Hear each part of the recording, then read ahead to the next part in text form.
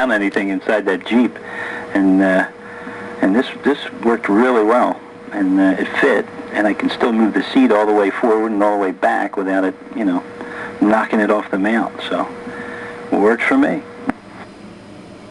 Now Taiwan, not to be confused, because some of them Cobra 2000s and all, they came out of Taiwan, Republic of China. Yeah, it's a little different.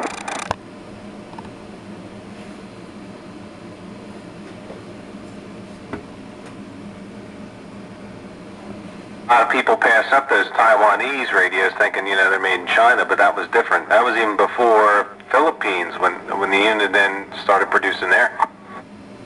Yeah, I'm trying to think where the very, very first versions of the 2000 were made. I don't know if they were ever made in Japan. I think they might have been for a short time, and then they got outsourced to Philippines or something, I think, were the next ones.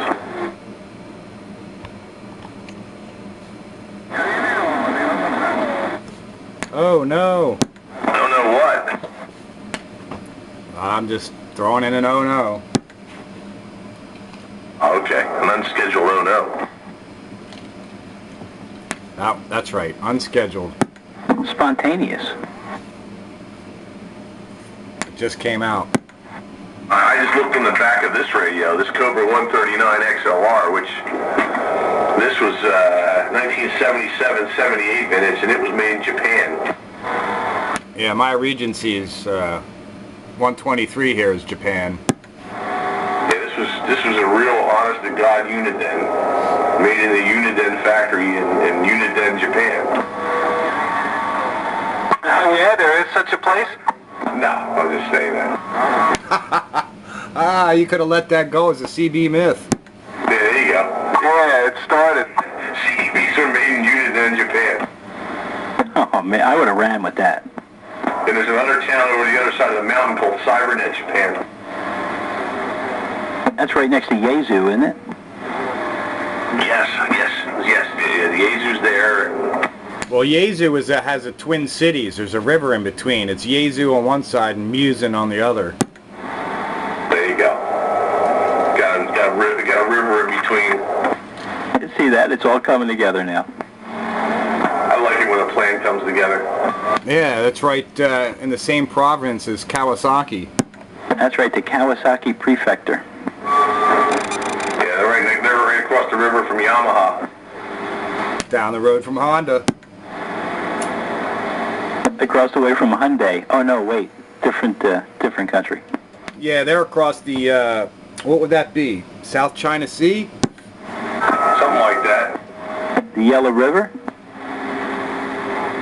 I was by IP Daily. That's right. I read that.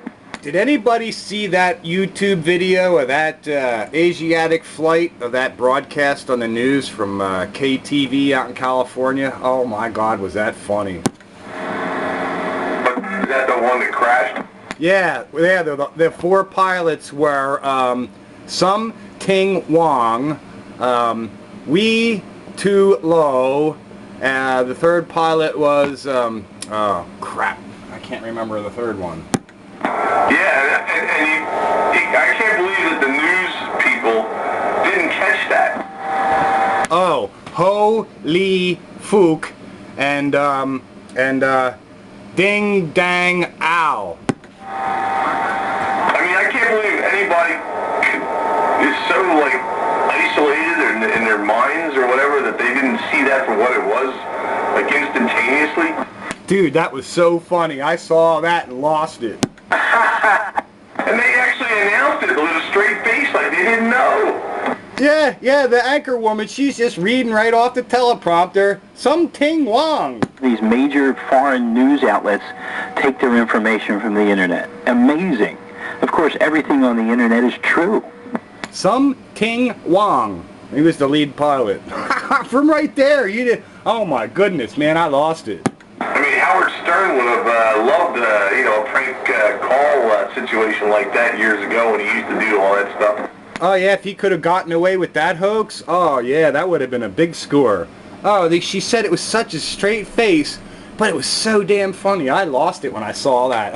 Because she said it was such a straight face and it's so blatantly obvious. And you know the editors, right? How many editors are there? And then they actually posted it on a screen, so somebody had to type it into a computer. Like, oh my goodness, somebody didn't catch that? Come on. Yeah, especially Something Wrong. I mean, that's been the butt of several jokes. And Ho Lee Fook? That's brutal. We too low. Oh, and then there was another comment in there about the lead stewardess. something ho. Oh no. Oh, the whole thing was funny. When I saw that broadcast, I lost it.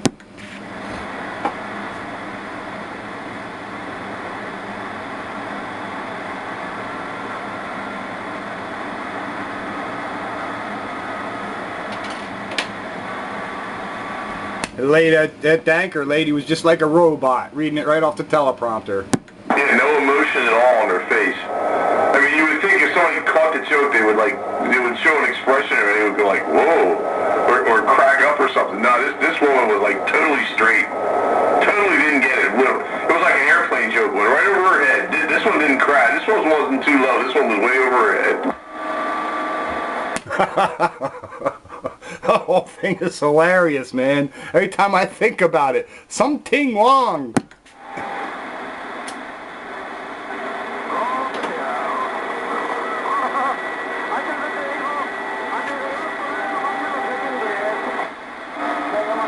I am rolling the second edition of the Classic Radio Roundup, this week's edition of the Video Gate. Oh yeah, you're rolling the gate? That's good. I'll get to hear this Echo Max mic on this radio. Last week was the SPE console too. This week will be the Cobra 139 XLR. That's XLR. For printed copies, please write. Please write something wrong. In the Yudin province, Japan. Yeah, Yudin, Japan. 010101. Right next to the nuclear plant. Oh yeah, Fukushima. Yeah, you could pull that into something else too. Yeah, you can. Stop with the word games. Fukushima.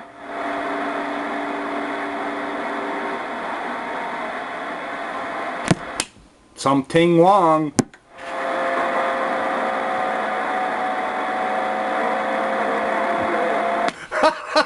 I can't believe they announced that with like a straight face and got through all four names. You would think somebody somewhere would have tapped him on the shoulder and went like, cut it. Because like back in the OJ trial, they had somebody prank phone call in there and was doing the thing. It was one of those Howard Stern listeners, and he's in there going like, looky here. And the guy went like, oh, this isn't real. We know this. You know, this is code. Somebody was on the ball then, but oh my God. Maybe she was just set up, you know, and the guys in the control room were just rolling. Yeah, but speaking of rolling, heads would have rolled for that if they deliberately let that go through.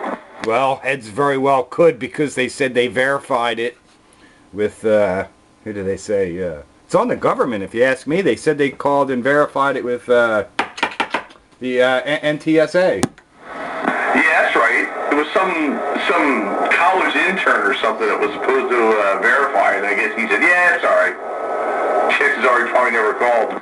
Yeah, so, you know, so still shouldn't it become incumbent upon the editors or something before it gets on the air? I mean, come on, you're gonna pass the buck. That's all this administration teaches.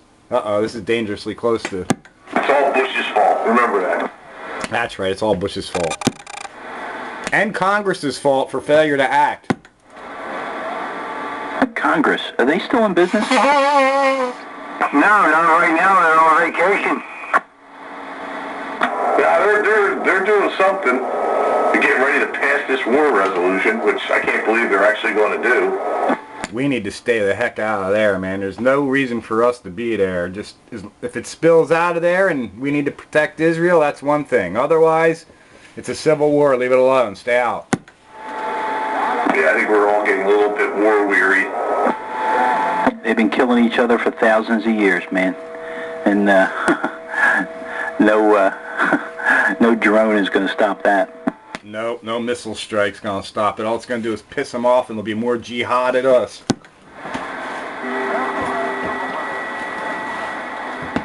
You see on that one show, I don't know if it was news or some other show, where they were saying where this one gas station in the United States is selling gas for 20 cents a gallon.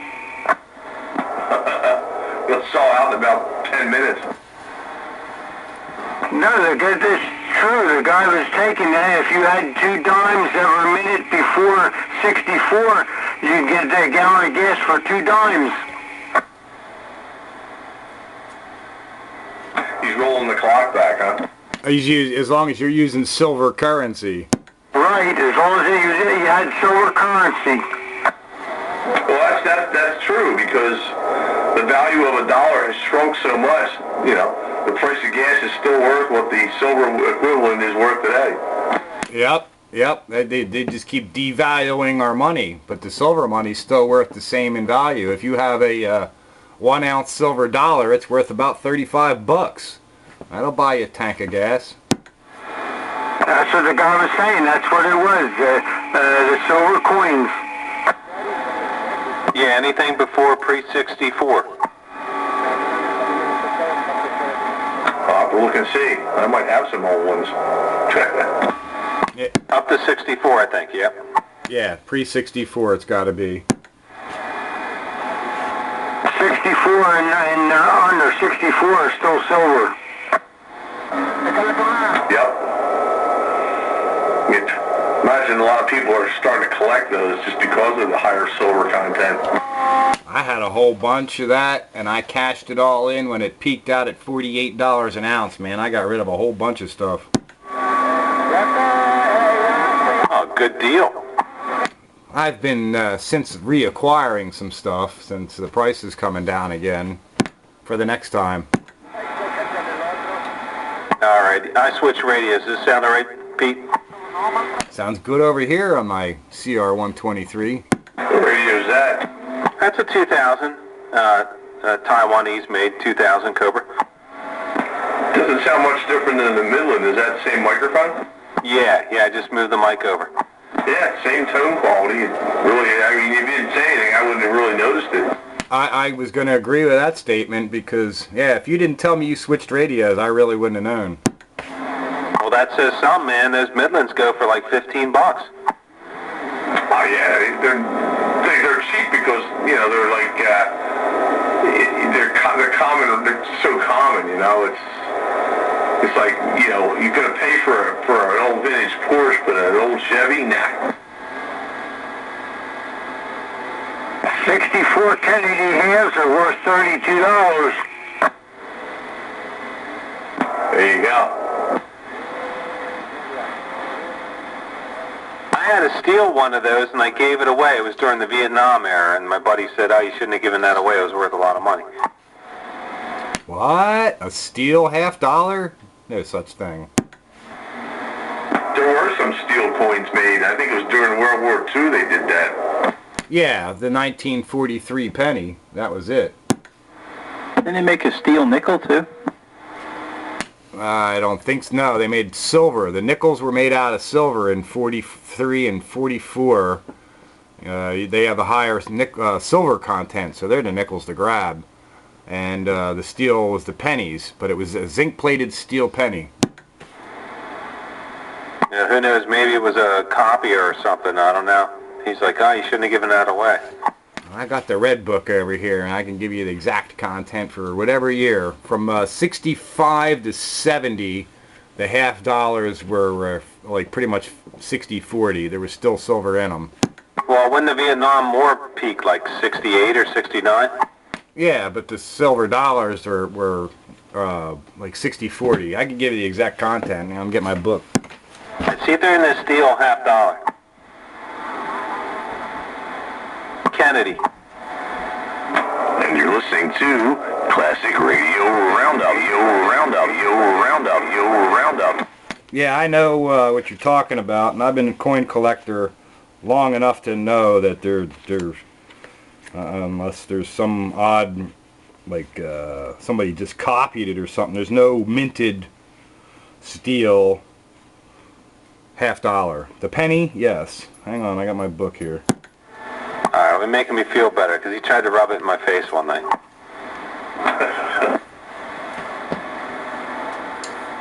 Nice effect, Bagger. Yeah, now that's what it's all about. Making good effects. What year was it? I was going to say the peak of the Vietnam War, 68 or 69, like when they were running low on silver for airplanes or something, I don't know.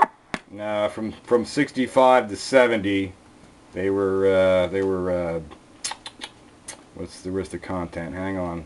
They're all grouped together. From 64 and earlier, they're silver, but from 65 to 70, I'll find it. And then from 71 and later, they were just, you know, clad like everything else.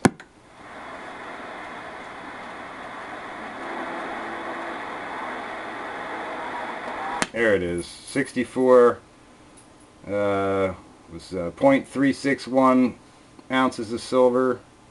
65 to 70 was 11 grams of silver. Oh, no, 11 grams composition. Outer layers of 0.800 silver and 0.200 copper. 0.200 copper. Yeah, I don't know. It's less. It's like 60-40 in layman's terms.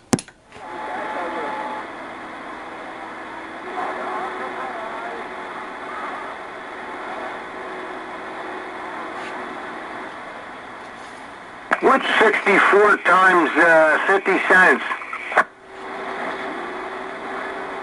32? Well, that's why 64 Kennedy halves are worth $32. That's right. I didn't say 1964, I just said 64 Kennedy halves.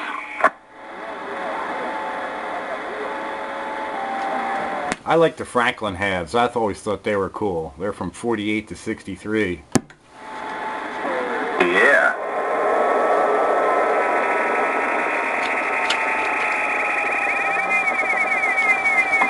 There we go. This radio drifts as it gets warmer. I got a bunch of Franklin halves. I didn't get rid of them. That's the one with the bell in the back. That's right. Ben Franklin on the front. Good old Ben.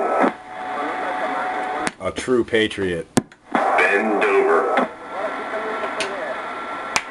I have about $90 worth of Mercury dimes. Mercury. Mercury. Yeah, with Mercury on the front and like 3 little flame torches on the back. Roger. Yeah, they were silver, weren't they? Show you right. They came along. They were along before the Eisenhower dime.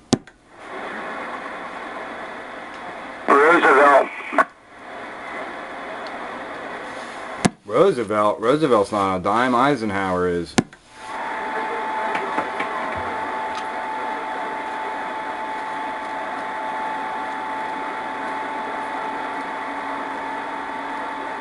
Better look again. You got that red book in there. Look in the red book for the dime.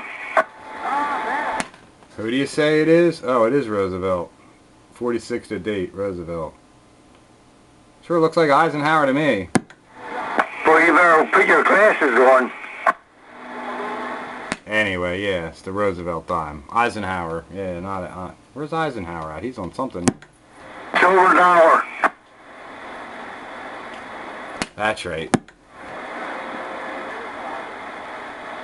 We're all just getting old. Can't even see straight. The Roosevelt dime came into 46 to present. The Mercury dime was 1916 to 1945.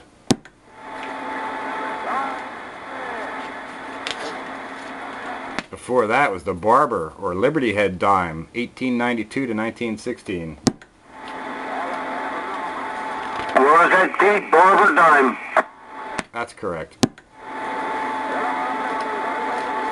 This is your classic coinage roundup. Ain't worth a plug nickel. Yeah, classic coin roundup.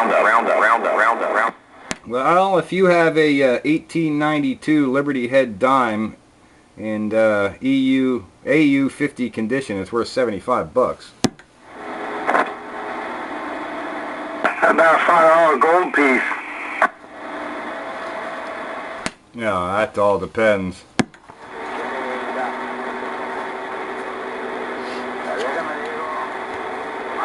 What year? I forget what year it is.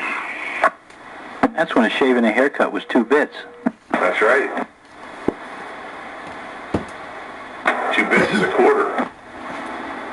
I thought 4 bits was a quarter. 2 bits is a quarter. 2 bits, 4 bits, 6 bits a dollar. 8 bits are a dollar.